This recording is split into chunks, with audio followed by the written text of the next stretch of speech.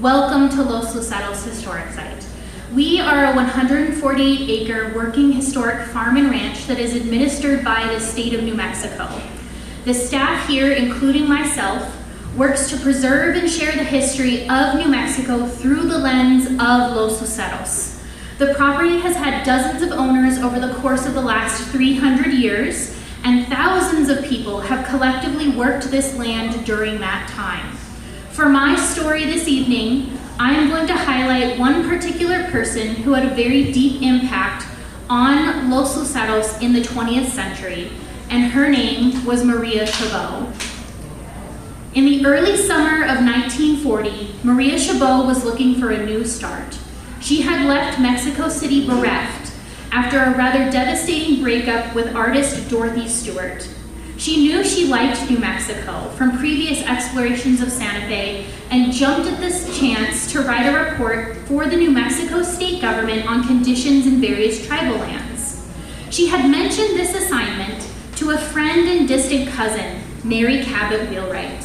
Miss Wheelwright offered her New Mexico hacienda, Los Luceros, as a base for Maria to write her report and explore more of the state.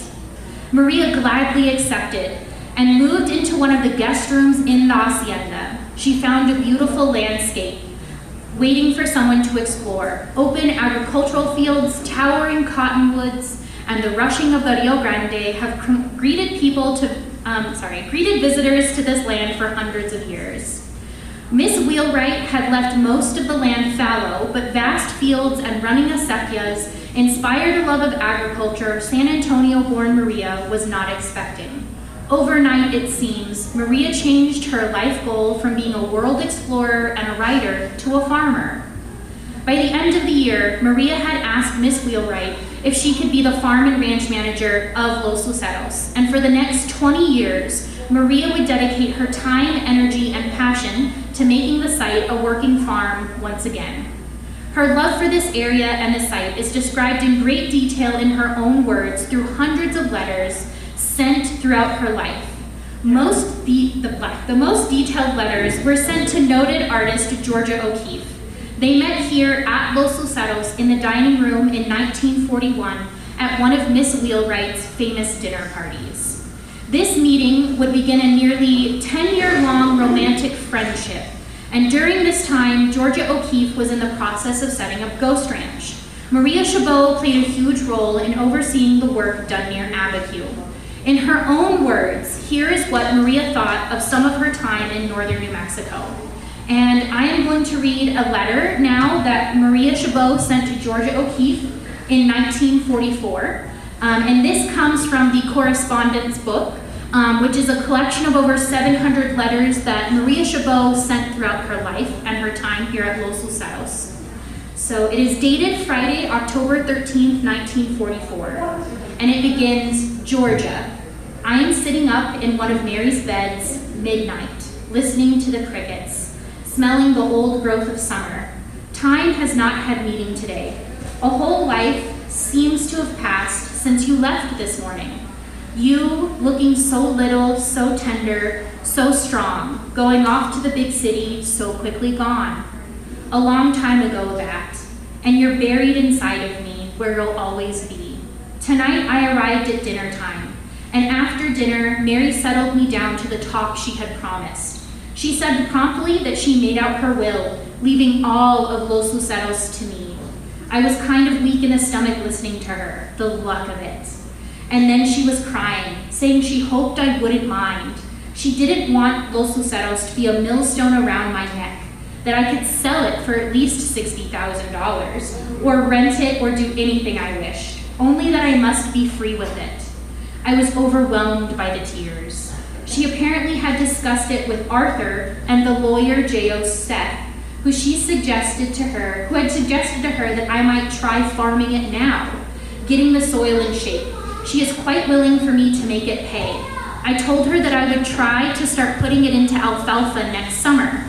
There are 130 acres, Georgia, 80 of them the richest soil in the valley. And do you know what my first constructive thought was? That you were to have that house that overlooks the Badlands one day, when you want it, where I won't be near you, but can keep a protective eye on you. that would please Mary immensely and me infinitely, and I mean it with all my heart. I think we could live near one another, don't you? Quite successfully anyway, part of the year. You'll see. I'm not out of your life, and I'm never going to be. I just have a hunch about it, about you and me. In the meantime, there is my life, and I'll be doing something about it now. I don't regret 1 minute of my 4 years with you, even the hard minutes. I've loved our life. Your Western Mesa is cut into my heart. I can close my eyes and see the star that is your star, our star. Whatever hardships there have been were a small price to pay for the fun we've had, the Coyote Road, the clogged up pipes and bugs, and miles of driving after food. So very little, and I have gained so very much. Good night and take care of yourself. You mean a great deal to me.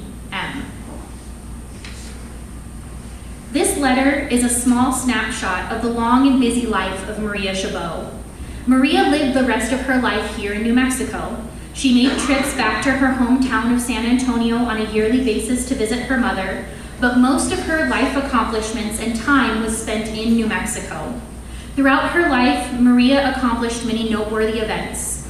She helped establish the Indian market in Santa Fe. She was the first woman presidente of the Acequia Association for the Los Luceros Ditch. She extensively photographed Georgia O'Keeffe and Ghost Ranch, and she was a huge proponent of the Rio Grande Nature Center in Albuquerque, New Mexico. Throughout her life, Maria was described as a fiery, capable, opinionated woman. It is unclear when the last in-person meeting between Maria and Georgia occurred. The last letter Maria ever received from Georgia was in September of 1981, 4 years before Georgia's death. And in this letter, Georgia asked Maria not to visit Ghost Ranch and that we should leave things as they are. Maria never responded to this letter. Maria died at the age of 87 in 2001, but her words about Los Luceros live forever in many places and have influenced hundreds of people to visit and care for Los Luceros.